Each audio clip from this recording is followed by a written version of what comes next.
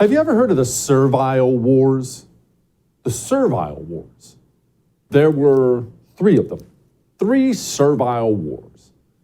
Oh, don't worry, we'll get to all the news of the day and Anheuser-Busch and the GOP being low T. And we got all kinds of stuff coming up tonight. Just bear with me, I'm going somewhere with this. So in Rome, as in most historical societies, they had slaves. Many slaves. Lots of them. They kept beating up foreign armies when they fought, and when you lost a war back then, you, your wife, your kids, oftentimes taken into slavery. And Rome began to really expand its slave population, which, if you are okay with slavery, which I hope you're not, but if you're okay with slavery, pretty good business if you're a rich guy in Rome. You got a bunch of unpaid laborers out there working your fields, doing whatever you want. But there's always, in any society that's heavy on slaves, there's always a safety concern. Because you are worried, understandably, that all these people you treat like crap, people you own as if they're cattle, what if they get upset? What if they all join together? There's a lot of them. Start fighting back. In Rome, they did. They had a servile war. Eventually, Rome beat them up, won. They had a second servile war. Eventually, Rome beat them up and won. Then along comes the third servile war. You maybe have seen a movie about it, or at least you've heard of it. Spartacus, you know who Spartacus was? He was a real person. He was a slave, a gladiator slave. The gladiators were slaves, mostly. So he was well-trained.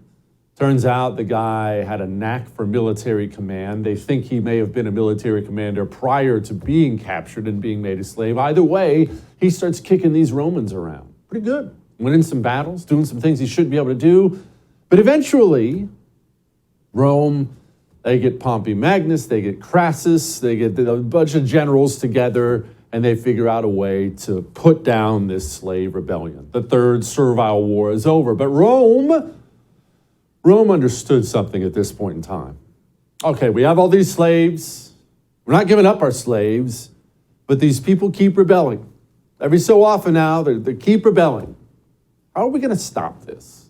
What are we going to do to make sure there's no servile war part 4? Let's just make sure it stops at 3. What are we going to do? So here's what they did. You ever heard of the Appian Way? All you need to know is there's Rome, the city of Rome, and then there's Capua, another major city in Rome. Consider them the 2 major cities in the Roman Empire. All right, and from Rome to Capua, there's a superhighway. Think about the superhighway near where you live, the main thoroughfare where everyone drives. That's called the Appian Way, 130 miles between Rome and Capua. At the end of the third servile war, the Romans had 6,000 of the slave rebels captive. And what they chose to do was crucify each one of those slaves along the Appian Way. So every so often, think about that, 6,000 people, it's only 130 miles. That's a whole lot of crucifixion. Think what you'd think going up and down the Appian Way as people lay there. Remember, it takes days to die when you're crucified, days of suffering, misery, groaning, crying. Think what that sounded like. Think what that looked like. 6,000 crucifixions. And there was never a 4th servile war. Message received, right? This is an ugly story. It's a true story. It's an ugly story. But there's a great lesson in there. And lessons are important, are they not? Because the low-T GOP has never understood things like lessons. They certainly don't understand things like history. They're too afraid of everything. The media, themselves, winning at something. Just a quick recap on last week. Don't worry, we're not going to go over the whole thing. Anheuser-Busch, biggest beer place out there. They'd hire some wingnut nutball as their vice president of marketing. Of course, like every other corporation who brings in the psycho-communist liberal white woman, she immediately starts tearing apart the company and finds some tranny, Dylan Mulvaney, some dude pretending he's a chick, and they slap his face on some Bud Light cans. You remember all this. Well, what happened after that? What happened was, unlike anything really I think I've seen the right get angry before. I've seen the normal people and the right get angry together before, but I don't think I've ever seen normal people and the right get angry and punish somebody. I'm not friends with political people. I don't hang out with political people here in Texas. I hang out with normal people. All of my neighbors, they were all talking about what Bud Light did. I'll never buy it again. I'm done with Bud Light. Screw Bud Light. No, I'm not drinking that beer. This is something that ticked off the masses. This is something that got legs. Finally, this endless tranny activism, finally they'd pushed too far.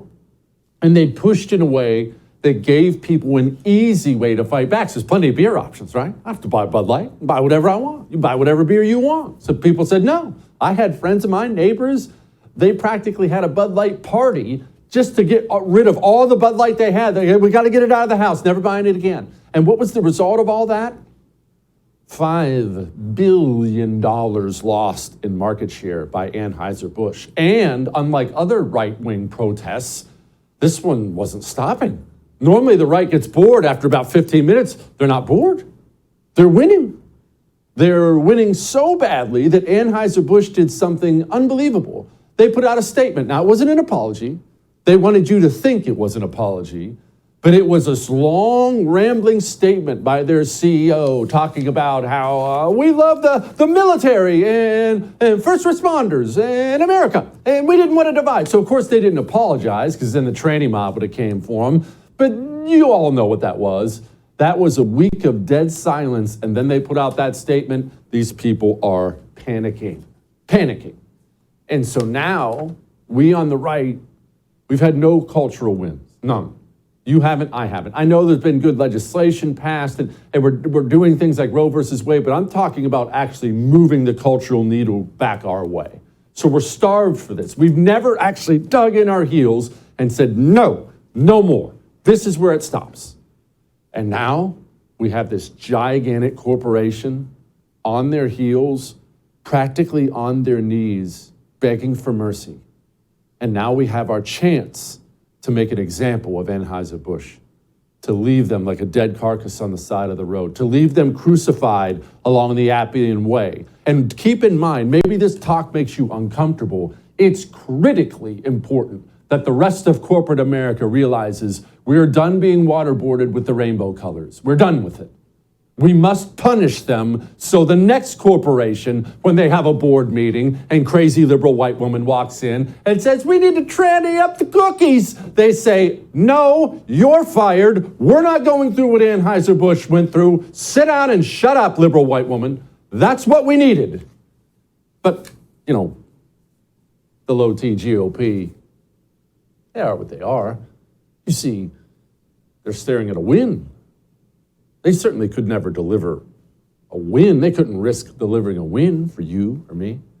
So what do we get? Daily Beast. GOP quietly backs off attacking Bud Light because a major donor is running things over there.